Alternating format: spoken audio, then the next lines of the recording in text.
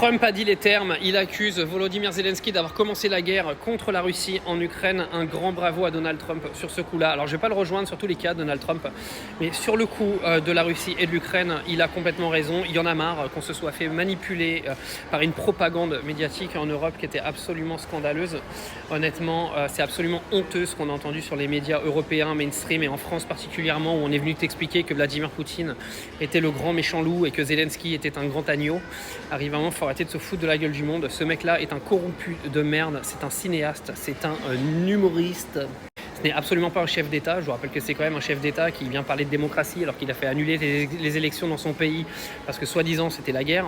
Mais au passage, Donald Trump veut des élections en Ukraine et refuse que Zelensky aujourd'hui reporte les élections. Il explique même que la vraie cote de popularité de Zelensky en Ukraine est dans les alentours de 4%. Oui, je crois que Donald Trump a trouvé sa prochaine victime, sa prochaine cible. Elle s'appelle Volodymyr Zelensky. Sa prochaine cible également, c'est l'Union européenne qui passe son temps à défendre un État ukrainien qui aujourd'hui doit être mis entre la Russie et l'Europe et ne doit appartenir à personne. Donc moi là-dessus, vous pouvez être sûr que je vais rejoindre Donald Trump à 10 000% et croyez-moi que je vais le relayer.